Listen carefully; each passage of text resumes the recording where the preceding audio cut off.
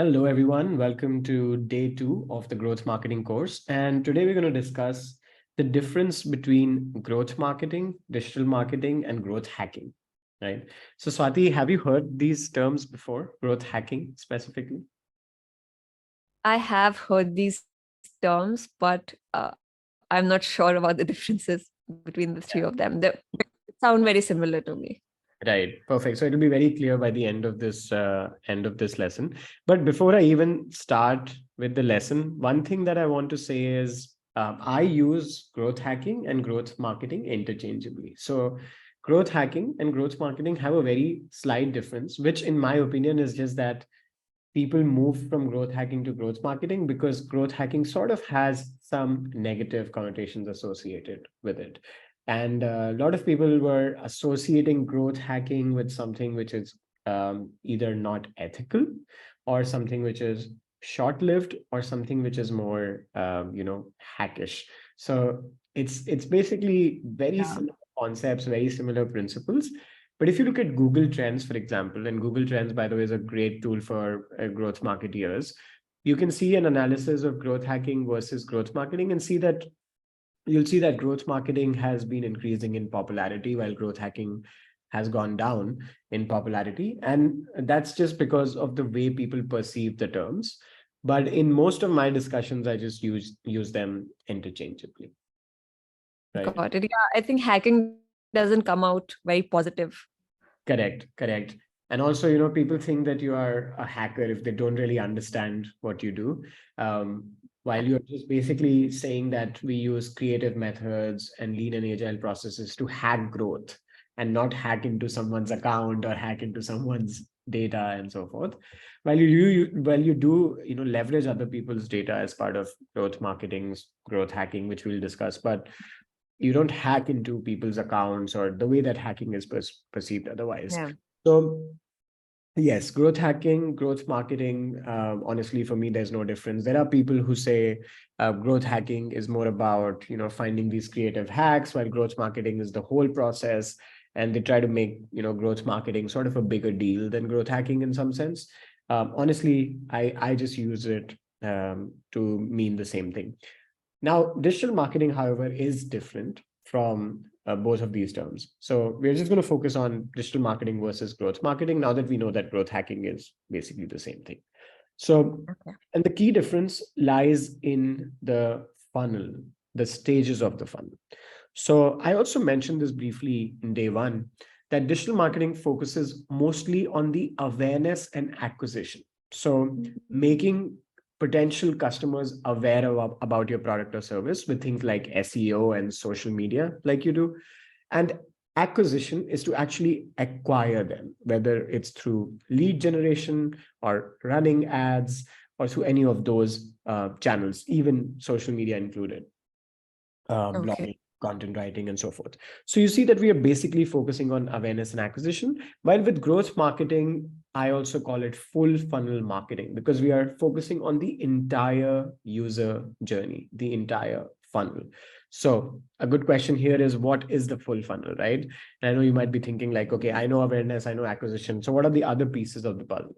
So this is the full funnel. And I call it the A3R3 funnel. There is a popular term called pirate metrics, which is basically starting from acquisition. But I do believe that awareness is a big part of the game. And if you look at digital marketing itself, most of digital marketing campaigns are actually focused on awareness. Right. So I coined this term A3R3 funnel myself to show that awareness is actually the first stage before you even start acquisition. So we have awareness, acquisition. This is something that digital marketing does really well. But then we enter into the sort of domain which is unique to growth marketing, which is activation, retention, revenue, and referral. Okay. So Yeah. any campaign that you do, you know that we do Facebook ads, we do Google ads, we post on social media, we write blogs for search engines for and do SEO on top of those pieces of content.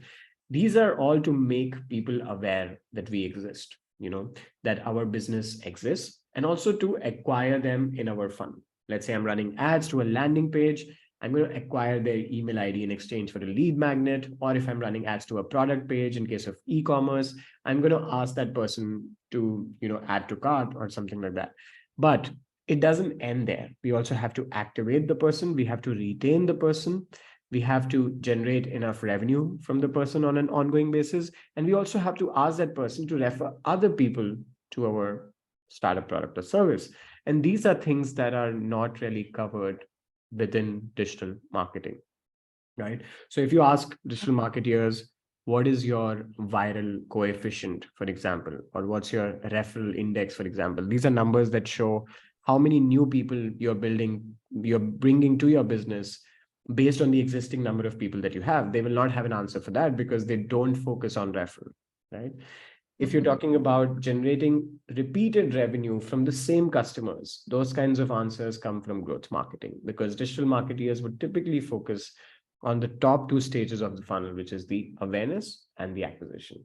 And you can see this by the popular channels, right? Like what are the most popular channels for digital marketing? You have social media, you have SEO, you have blogging, you have, maybe some outreach here and there, but this is all for awareness and acquisition. Right. Sure. Okay. So tell me, what stages do you find the most interesting? And then I'll explain them a little bit more in detail. I think acquisition and activation, because Yeah, a lot takes place between correct. those. Right. That's a very good question. And I think I have the perfect example for you. So let's look at a mobile app, right? And let's say we have a mobile app, we promote the mobile app, people come on the mobile app listing page on Google or Apple, and then they install the app. Okay. Once they install the app, let's say this app is a social media app, right? So once they install the app, they are then able to sign up on the app. So they can create an account on the app. Okay. Once they've created an account, then we have social features. So we can add people as friends, we can follow them, we can create a post and so forth. So here's the difference. Once I have signed up on the app, I am acquired. Okay. So I'm an acquired user. But once I start adding people to my profile, I post content, then I am actually activated. And the interesting thing here is that activation is defined by the app. So how Twitter defines activation could be that you follow 3 profiles or 10 profiles on Twitter, you make a tweet, you post a tweet, and you fill in your profile, your Twitter bio. That could be considered by Twitter as an activation, right? So if a person is activated, that means they've actually gone through this initial journey with your product and not just signed up and left the app, right? Because who will be more valuable for Twitter? Someone who comes and signs up for an account, or someone who comes, signs up for an account, makes a tweet, fills in their bio, and follows 10 people, right? Right. It's very clear the person who has taken all of these actions, or the activated user, is more likely to be retained and is more likely to pay, or is more likely to refer other people to Twitter. So it goes in a funnel. Now, if you look at Facebook, for example, the activation could be very different, right? If you look at LinkedIn, it could be very different. So the activation for this app has to be defined by the app. And you could have a weak activation, or you could have a strong activation. So let's continue with the Twitter example. Twitter actually did this test wherein they saw how many people you needed to follow once you create an account on Twitter to be retained on the app. And that's the number that they assign to their activated user. And that's why, they even impose this in between. If you were signing up for a new Twitter account, they would force you to follow at least a few people before next step. That's because they want you to be activated and not just acquired, right? So that's the difference in those two. So I think by activation, the users are a little bit deeper into your business. Exactly. So not just that they are deeper, but also the fact that they will likely to be more retained if they are activated, right? And the value of an activated user for a startup would be higher than the value of just an acquired user. And startups are all about valuation. So it's important to understand that the business model that startups have is also so much about valuation that it's hard to place a value on a user, but you can place a value on a user if you know which stage of this funnel they are in. So very, very clearly, the people who refer other people, or I can also state it this way, people who are in the referral stage of the funnel will obviously be the highest value users. Yeah. Right? Because they are the most bottom of the funnel. And people who are just aware are the least valuable users. And maybe they are problem aware, maybe they're solution aware, maybe they're fully aware. Within awareness, you have different stages of awareness. But in all of those stages as well, there'll be low value to high value. But as you go down the funnel, you get the higher value. Value. Right. So imagine if you are referring a product or service to another person, that means you've already, probably paid for it. You're happy with it. You've been retained. You've been activated. You've been acquired, and you have been made aware. Otherwise, you wouldn't have referred it to someone else, unless you're an affiliate. And some affiliates keep referring their products, even products they don't use. And that's why I don't really prefer that sort of a business model. But otherwise, referral is going to be the highest value. So there's another interesting thing here is about retention and revenue. For some businesses, so I'll give you an example of the same mobile app, the social media app. Let's say I'm Twitter. I have been acquired. I have been activated, and now I'm retained, which means I keep coming back on Twitter. I keep spending my time on Twitter. I am a proper Twitter user. I use Twitter repeatedly. So I'm a retained user as well. Now, we don't know what's Twitter's definition of retain, but whatever it is, assume that, let's say they are looking at DAU or MAU or weekly active users, WAU. If you're retained on Twitter, you are more likely to click on the ads. You are more likely to buy a blue tick, which is, something new that Twitter has, but you are more likely to generate revenue for Twitter. So in this case, you see retention comes first. But there's another example. Let's say I go on Dropbox, right? And I want to buy a Dropbox plan, and I sign up for the service and I pay for the plan, and I pay for a monthly plan. So I have already generated revenue for Dropbox, but then I use it for 3 months and then I stop using it. I do not renew my plan. So then I'm not retained. But you see that in this case, it's flipped. The revenue has come first, and then Dropbox has to make sure that I'm retained. So for a lot of different businesses, revenue will come before retention. Got it. Yeah. While awareness, acquisition, activation, all the other stages are typically in the same order, but retention and revenue can quite often be flipped. Okay. So let's take example of Mapplinks. We're an agency. We get a client. They pay us for 1 month. They leave after the first month, right?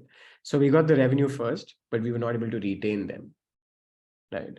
But let's say we have a client, and hopefully this is the case that we usually have. We have a client who pay us on a retainer, and they are retained for 2 years, and then they refer another business. Now they are in the referral stage, right? So it's safe to assume that someone in the referral stage has been through all the other stages, but there are exceptions to that as well. So a good example of that again is Dropbox. And I'll continue with the Dropbox example. On Dropbox, when you sign up, in the first few screens itself, there is an option where you're not even paying for the app. You're just signing up for a free account. And there is an option where you could refer another person to Dropbox and get X GB of free storage on your Dropbox. Right. You also get that free storage. The person you refer also gets that free storage, but you're not paying yet. So they're asking for a referral even before you are a revenue generating customer. So there are exceptions to all the rules. And this was an example of an exception. But typically, you'll have to go through the funnel in these stages.